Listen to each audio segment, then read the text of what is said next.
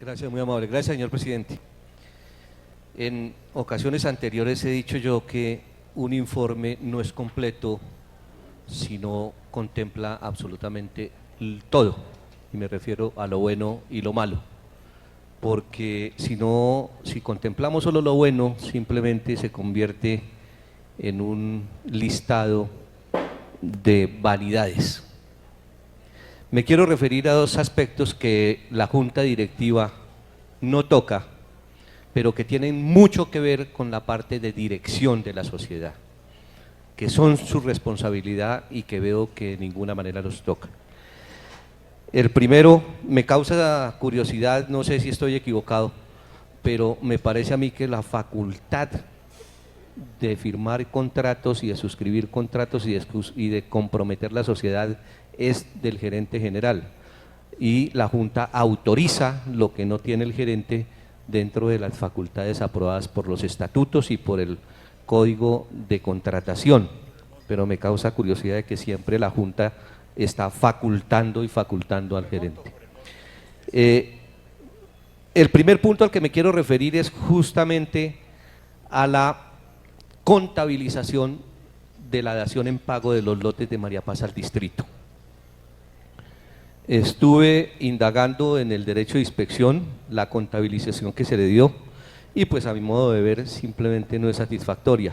Muchos son los criterios que se pueden aprobar en materia contable y muchos son los criterios que los directivos de la sociedad han implantado, han impuesto, y muchas son las responsabilidades que hemos tenido que asumir por errores en la interpretación y en la aplicación de esos conceptos.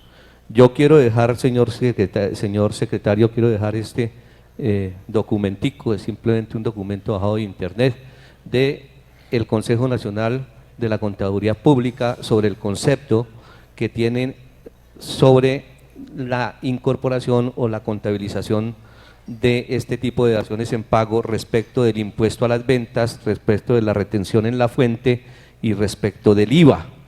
Y por la lectura que le he dado, tenemos responsabilidades frente a esa dación en pago que no sé si las habrán contemplado dentro de la operación contable o no, y que valdría la pena que esta asamblea tuviera conocimiento de ello. El segundo aspecto al que quiero referirme tiene que ver básicamente con un criterio dual que hay entre la administración y la revisoría fiscal, y es frente a la contabilización del tema o la incorporación a los estados financieros del tema de pavimentación del contrato 070 de Corabastos. La administración tiene un criterio que bajo normas NIF dice no debemos contabilizarlo. La revisoría fiscal dice, encuentra como hallazgo y lo pone dentro del informe de este año, que Corabastos aún no incorpora el tema de malla vial a los estados financieros.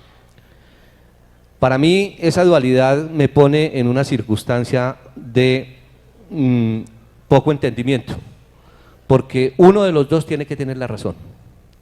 O la tiene la administración y sencillamente no es posible incorporarlos, o dos, la tiene la revisoría fiscal, que entre otras cosas nos esforzamos muchísimo para escoger un revisor fiscal. El revisor fiscal son nuestros ojos en la administración y por eso nos presenta el informe, y dentro del informe nos presenta sus hallazgos. O sea, nos está diciendo simplemente yo encontré esto. ¿Para qué? Para que nosotros en nuestra sabia decisión simplemente tomemos las decisiones que tenemos que tomar. Yo aquí, como siempre, yo no vengo a ganarme aplausos, no los necesito, pero sí considero que la administración tiene, o mejor, los directivos tienen que tener una directriz mucho más clara frente a las responsabilidades que tenemos por la sociedad y con los accionistas. Pero para ser un poco sintético, yo quiero preguntar si un convenio firmado o un contrato firmado, suscrito por el gerente de la corporación, en su calidad de representante legal de la sociedad, compromete o no compromete a la sociedad. las NIF y la política de las NIF es que la situación de la sociedad se conozca en términos de tiempo real en toda su magnitud. Y yo pregunto, si un contrato de 342.000 millones de pesos, que a la fecha del 2017, porque no pude obtener información del 2018, debía 156.000 millones de pesos, y que por un otro sí firmado por Corabastos, que no tuvimos oportunidad de conocer de manera oportuna, porque por una interpretación equivocada de una cláusula de confidencialidad, se mantuvo privado para los socios, teniendo en cuenta inclusive que se trata de un otro sí a un contrato público, ¿sí? Y que finalmente en el 2017 nos lo dejaron conocer. La junta directiva facultó al gerente para que lo firmara, ¿sí? Es largo el tema de discutir sobre el otro sí 17, pero en la parte más grave y más fundamental es que simplemente aceptan que el valor de los otros sí firmados en el contrato es de 15.000 millones de pesos. No voy a dar cifras exactas porque me tendría que remitir al documento y nos vamos a demorar más. Pero esos 15.000 millones de pesos, aplicando el modelo financiero que se tenía para entonces, con una tasa del TIR del 14%, no tenía cierre financiero, nunca los pagábamos. Pregunto yo, ¿no es una confesión de que entonces se firmó un otro sí por fuera de los parámetros legales?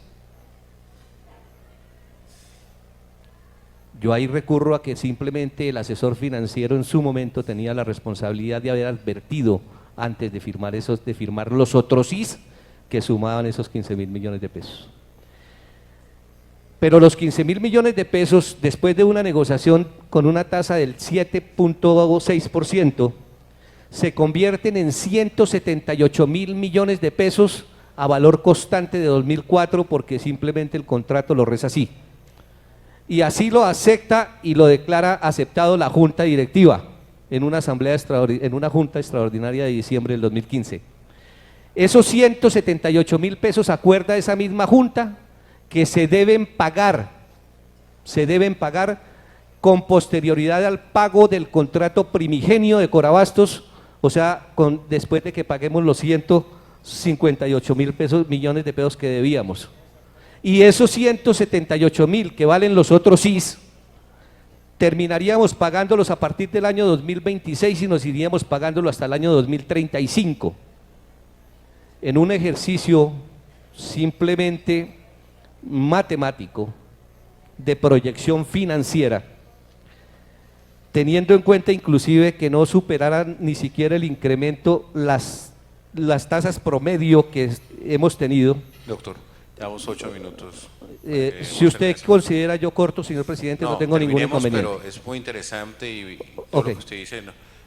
Correcto. Que es el diálogo, pero también para respetar el tiempo de los demás. Sí, y yo con todo gusto lo respeto, por eso digo, si ustedes quieren yo corto, no tengo ningún inconveniente en cortar, señor presidente.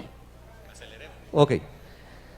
Teniendo en cuenta, decía yo, el interés, el crecimiento promedio, no le estoy hablando de año a año, de los datos históricos del contrato de concesión, el crecimiento del ingreso total es del 8% en promedio anual. El crecimiento de la plata que se le entrega a Corabastos al concesionario Covial en términos nominales es del 13%.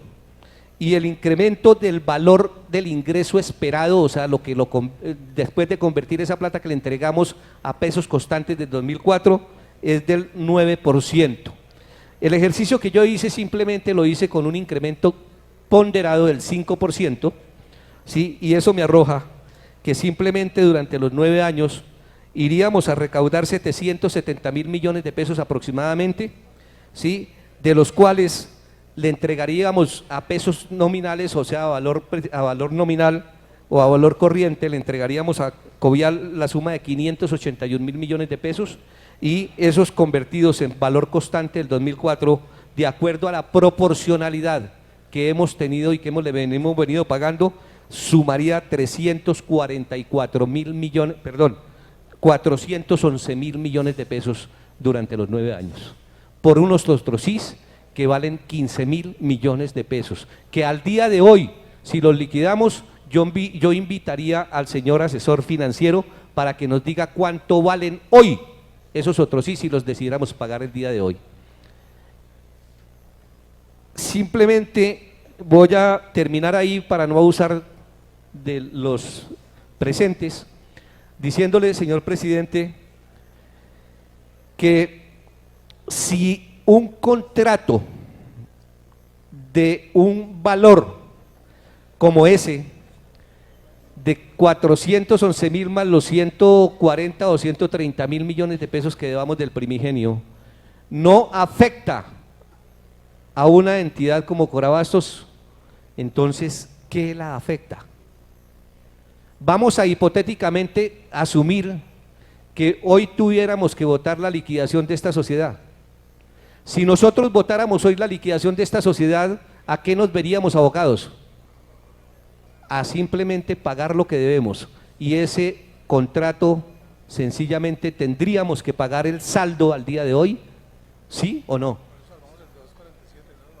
Tendríamos que pagarlo si tuviéramos que liquidar la sociedad. Entonces, de hecho, sí la afecta, sí la afecta.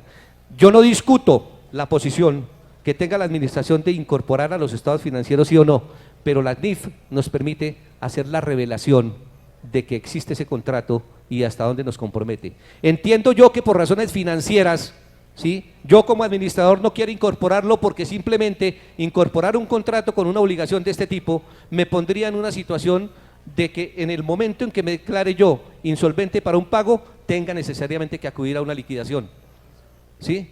Pero eso no quiere decir que la Junta Directiva se prive de informarle a la Asamblea General y a sus accionistas del estado de ese contrato, de cómo se mueve, de por qué está en esas condiciones, y simplemente de la política que ustedes están dando para el manejo de ese contrato, porque yo discrepo muchísimo. Los otros sí, que suman los 15.000 millones de pesos, en gran parte, óigame bien, señor presidente, en gran parte de esos otros sí simplemente fueron utilizados para apalancar financieramente a la corporación en cosas del objeto social de la corporación. No tienen dirección, no tienen relación directa con el contrato, que es lo que la ley prevé y autoriza, de que todo otro sí que se firme tiene que ser y tener relación directa con el contrato, pero hay mucho más de qué hablar en este contrato, señor presidente. Por eso yo sí le solicitaría, yo esta exposición, parte de esta exposición la hice ante ustedes en la Junta Directiva porque quería evitarme el problema de traerlo a una asamblea, porque creo yo que las cifras pueden generar especulativamente muchas cosas que no quería yo hacer para no poner en dificultades a la sociedad. Pero además de eso, hay muchas otras cosas que estoy en capacidad de que podamos discutir con la Junta Directiva o donde ustedes deseen, o si quieren que tratemos el tema de Covial y más exactamente de los otros sí y del otro sí 17 en la próxima Asamblea General Extraordinaria, si es que ustedes se dignan a aprobarla, o mejor, si se digna a aprobarla la Asamblea, ¿sí?, con el riesgo de que le digo, señor presidente, por lo que conozco en esta entidad, sé que los votos vienen amarrados y posiblemente cualquier propuesta que hagamos podemos ser derrotados, pero no importa, mi intención es sana y mi intención es dejarle conocer a todos los asambleístas cosas que son reales y que pueden ir y que podemos entrar a discutir mucho más allá. Desgraciadamente el tiempo no nos permite y yo quiero ser respetuoso de eso. Un detalle más, señor presidente, solamente con el tema de María Paz, ¿por qué? Solamente pregunto para que me lo respondan ahora, ¿por qué? Si nosotros sabíamos y teníamos embargado el predio principal de Corabastos y lo sabíamos de mucho tiempo atrás, ¿por qué no fuimos capaces de pedir la liquidación de los impuestos que debíamos y solo hasta el 2015, 2016 se hizo una provisión de 14.000 millones de pesos para el pago de esos impuestos, que terminaron siendo 52.000 millones de pesos esos impuestos? ¿Qué pasa si yo hubiese pedido en su oportunidad la deuda que tenía, posiblemente hubiera tenido que provisionar la cifra exacta de la liquidación que me diera la administración de impuestos distritales, y seguramente durante los últimos 5 años no hubiéramos presentado esas utilidades que presentamos y no hubiéramos tenido que pagar los impuestos de esos 5 años. Pero vuelvo y digo, la administración tiene toda la facultad para presentar estados financieros no deficitarios, porque digamos que es una buena forma de hacer la presentación de los estados financieros, porque cuando yo presento una situación deficitaria, siempre me van a poner en tela de juicio, siempre van a juzgar mi administración por lo negativa que sea, pero a veces como en este caso, yo pensaría que nos hubiéramos podido evitar el pago de todos los impuestos causados durante esos 5 años si nuestros estados financieros hubieran apropiado la provisión para el pago de esos impuestos. Los impuestos, alguien me decía, pero ¿para qué vamos a pedir? ¿Para que nos cobren? Pero por Dios, ¿nos lo rebajaron? No, tuvimos que pagarlos, ¿sí? Y en el momento en que yo vaya a la administración de Hacienda, acuda a la administración de Hacienda a pedir el estado de mi cuenta, no quiere decir que me obligue a pagar inmediatamente. Hay hasta formas de hacer acuerdos de pago, pero sí, en ese caso sí, mi rentabilidad sería verdadera, porque cierro con esto, lo he dicho y lo sostengo, yo no puedo declarar una utilidad mientras tenga necesidades primarias insatisfechas, y segundo, mientras tenga ahora obligaciones. Señor presidente, yo quiero referirme a los mismos 2 puntos a los que hice referencia en el informe de la Junta Directiva. Y el primero es que, o mejor, quiero comenzar diciéndoles que históricamente en Corabastos hemos aceptado de alguna manera las teorías que vienen y nos presentan en este recinto y que los directivos muchas veces traen. Y quiero referirme a mera mención histórica, que justamente el tema de las primas de Bodega Popular nace de eso, de la interpretación de la política que aplicaron al momento en que se dio la negociación. Brevemente les digo, los comerciantes en un momento dado dijimos vamos a pagar la bodega y vamos a solicitar que nos la entreguen por propiedad horizontal. Todo el sector oficial unánimemente dijo sí señores, ustedes tienen derecho a que les entreguen eso por propiedad horizontal. ¿Por qué? Porque están entregando el dinero para pagar la construcción de eso. Corabastos incluso aprobó presupuestalmente, ¿sí?, el tema de la valoración de lo que valía la construcción, el tema de lo que valía el lote, e incluyó dentro de ese presupuesto aprobado por la Junta Directiva un 7% de utilidad, porque la negociación era yo pago, me tienen que dar algo a cambio. El sector privado, y como digamos sorpresa, simplemente dijo no, eso es mejor adjudicarlo en arrendamiento. Finalmente se llegó al acuerdo de que se recibía la bodega en arrendamiento, que los comerciantes pagarían un valor por la adjudicación y que ese valor al final o lo entregaban con una condición, y era que simplemente en el tiempo sería reconocido ese valor al valor de compra cuando Corabastos se privatizara. La Junta, ¿sí?, simplemente dijo listo y le puso lo denominó prima. Bien, se firmó un acuerdo. No era que los comerciantes estuviéramos, sospechando que iba a pasar, ni dudando de la honestidad de los funcionarios en su momento, pero se firmó un acuerdo, se firmó un acta de acuerdo, hicieron reunir a los comerciantes en una asamblea general para que votaran la decisión, y parte de ese acuerdo era que se pagaría el costo de la construcción de la bodega y se dividiría eso en el número de metros cuadrados a adjudicar. Y que ese sería el costo que el comerciante tendría que pagar. Bien, pues la Junta Directiva tomó la decisión de denominarlo prima y simplemente recogió su plata, hizo todo un proceso.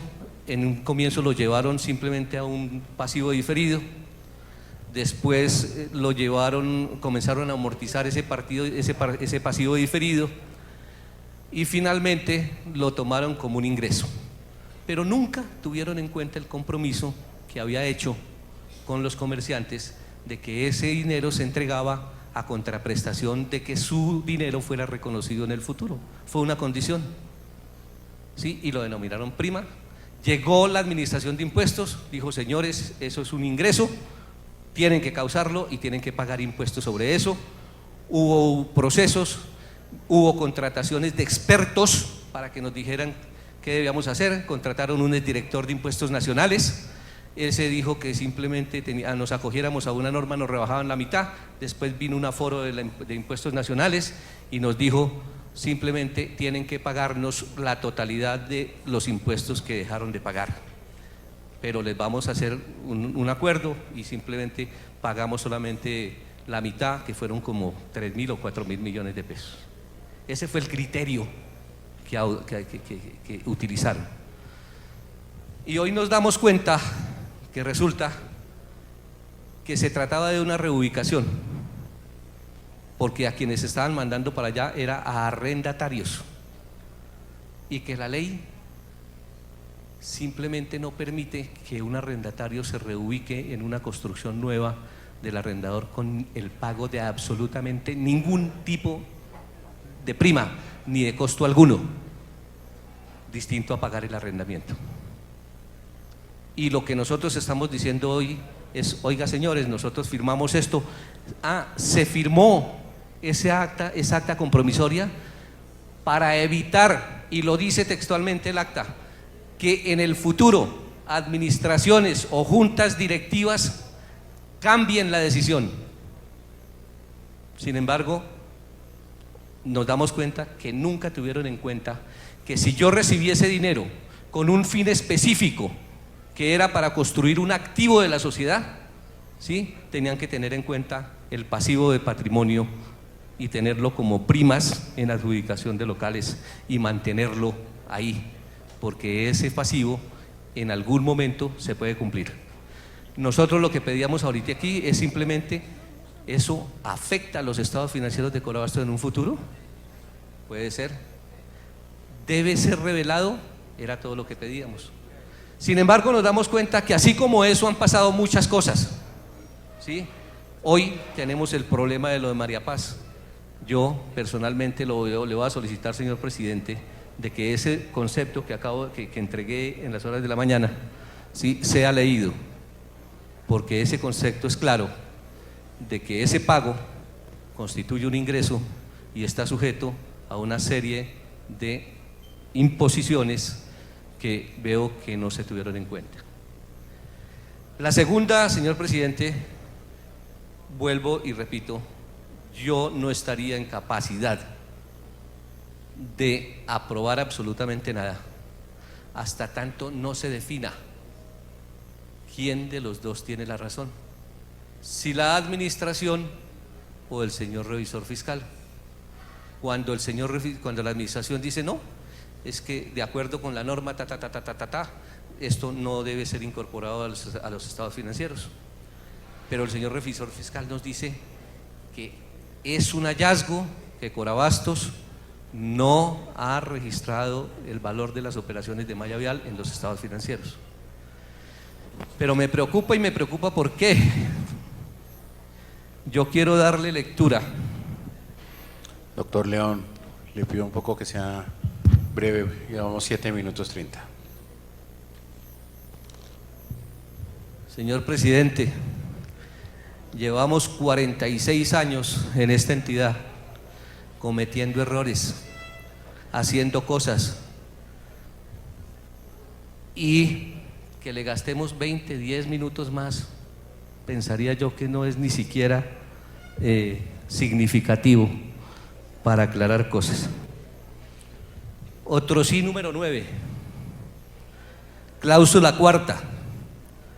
Aclarar el parágrafo de la cláusula número 6, forma de pago, del contrato de concesión 070 de 2005, indicando que de conformidad al clausulado no existe ninguna participación accionaria de Corabastos en el proyecto, que los dineros que reciben a nombre de Corabastos son a título de recaudo por el ingreso diario, los cuales constituyen ingreso para la corporación y no para la concesión, y no son ni un costo ni un gasto del proyecto, y que las sumas indicadas se deben girar tal y como se reciben de los usuarios a las cuentas que establezca Corabastos, descontando los valores por ingreso diario a solicitud de la concesionaria facture diariamente directamente a Corabastos.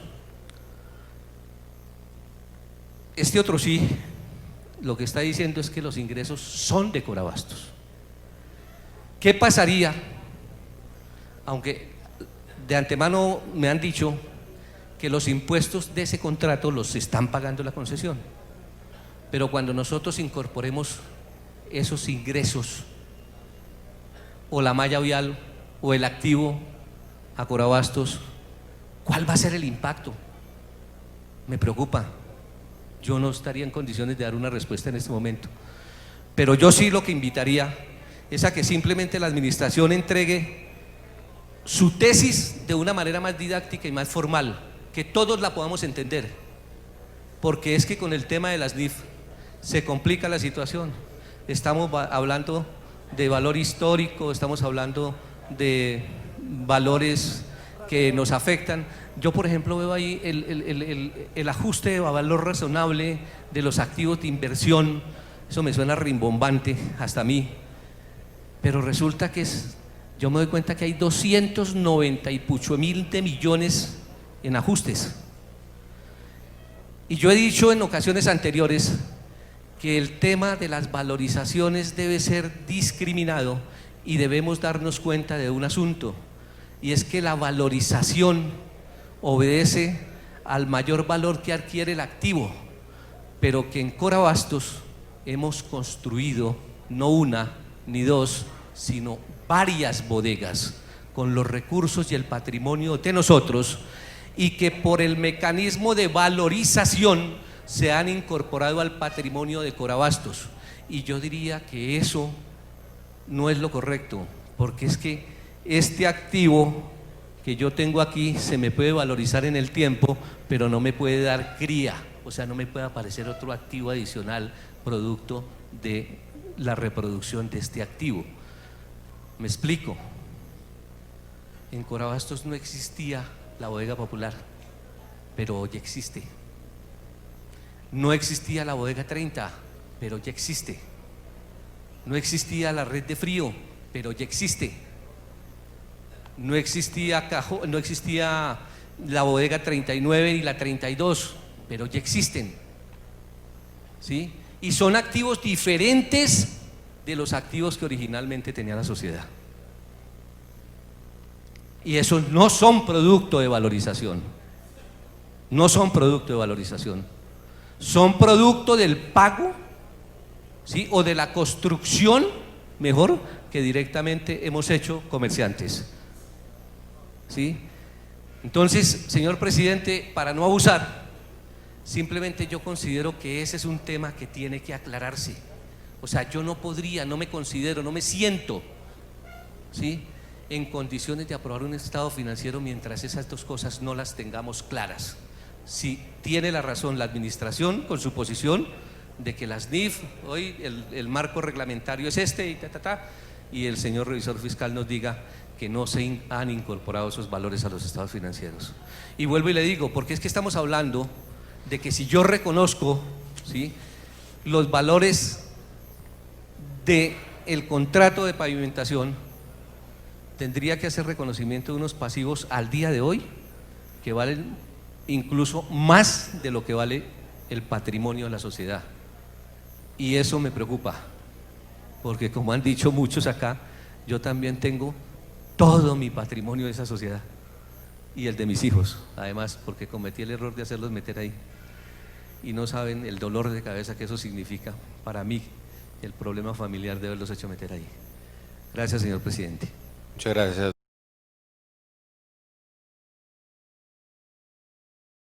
Quisiera hacer una pregunta al subgerente financiero antes de… Las dos provisiones especiales que tenemos de PETAR y de modernización de la red eléctrica, ¿se mantienen o están dentro de los 17.000 billones? Doctor Hugo, las dos reservas se mantienen. Ok, gracias. De acuerdo con la normatividad, tengo entendido que simplemente una reserva ocasional que se hace es para darle aplicación en el periodo fiscal siguiente al que se aprueba. O sea, quiere decir que en este caso la PETAR ya tiene más de 2 años de haberse hecho esa reserva y necesariamente habría que pensar en llevarla a acumular también la disposición de utilidades líquidas a distribuir en la Asamblea.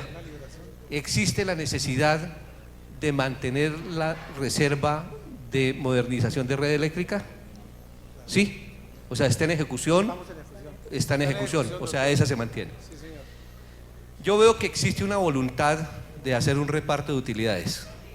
Estaríamos hablando de 17.000 millones de pesos y estaríamos hablando de que posiblemente la de la PETAR tendría que ponerse a disposición también. O sea, estaríamos hablando de 19.000 millones de pesos de utilidades líquidas a distribuir. Y la propuesta es que sobre esas utilidades tenemos dos alternativas. Una, o las repartimos, ¿sí? O sencillamente generamos una reserva ocasional con un fin específico. ¿Por qué no la puede haber?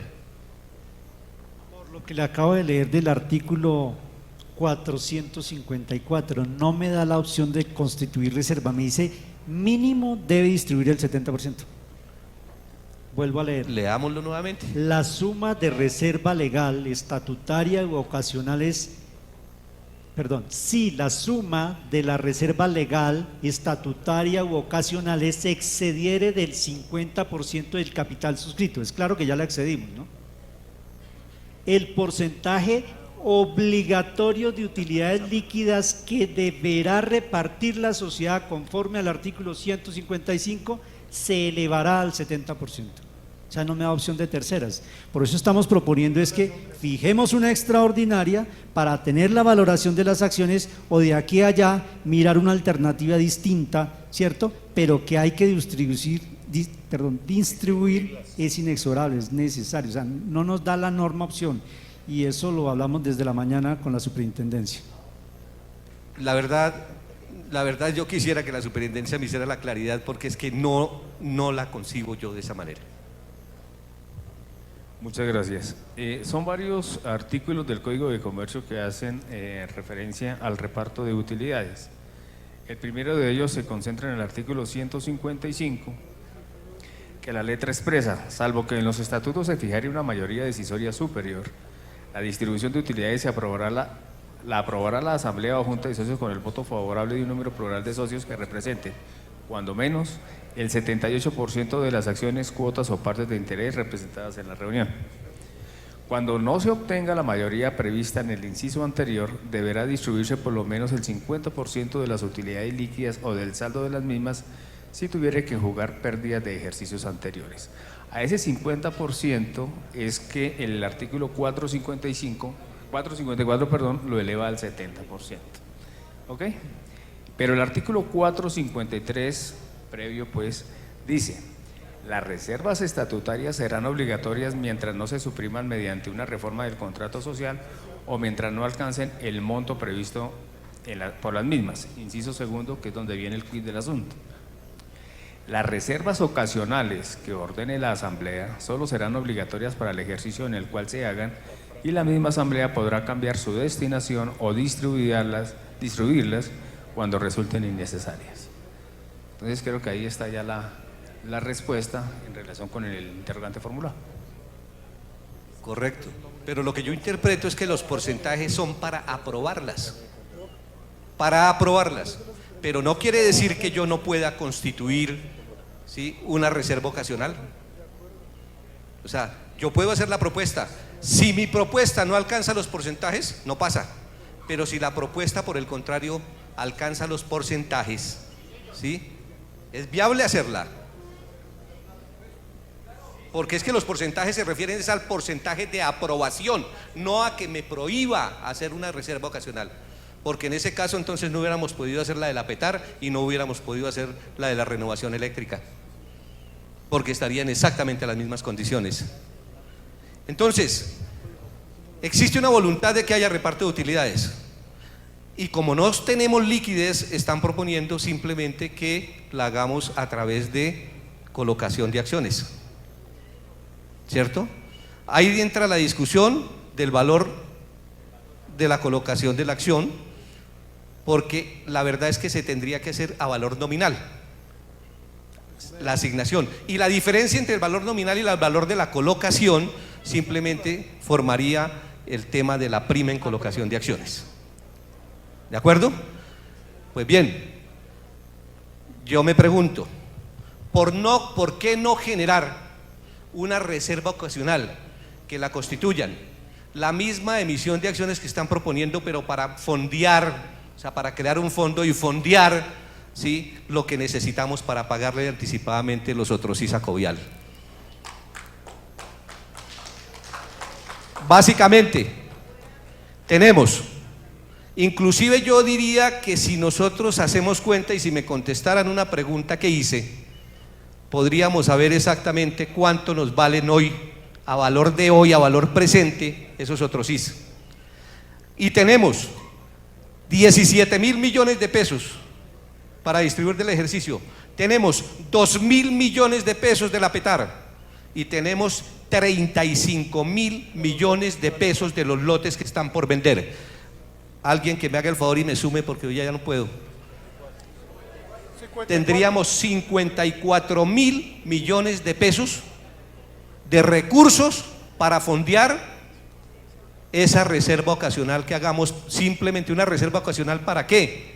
Para previsión de posibles contingencias de pagos de pasivos no reconocidos hasta la fecha en los estados financieros, como son los otros IS de la malla vial. El sentido es el mismo.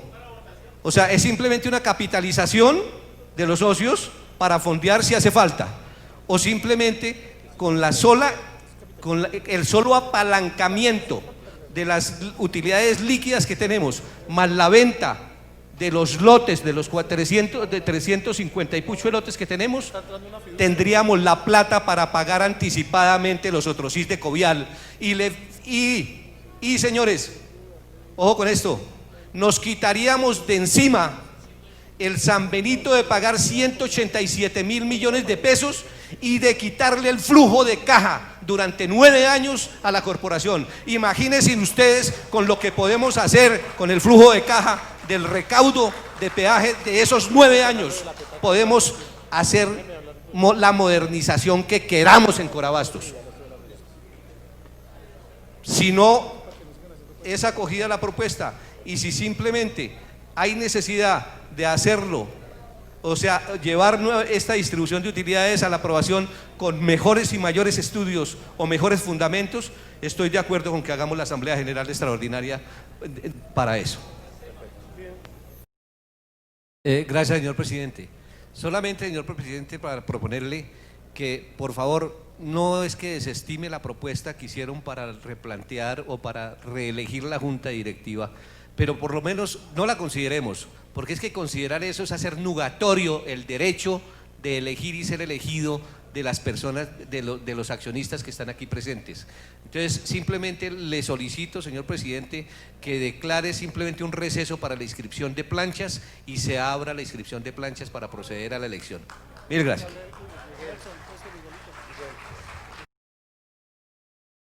Presidente, Tiene la palabra el y estatuto, sigue Jairo. el estatuto habla de que los 3 miembros de la junta directiva por el sector de la clase B serán elegidos por el sistema del cociente electoral, y para eso se necesita hacer la inscripción de planchas para que los votos sean de esa manera. El estatuto no habla de reelección por unanimidad, habla de elección por el sistema del cociente electoral, elegidos por los accionistas de la clase B. Entonces, por eso le solicito que no es viable considerar una propuesta diferente a lo que el estatuto manda.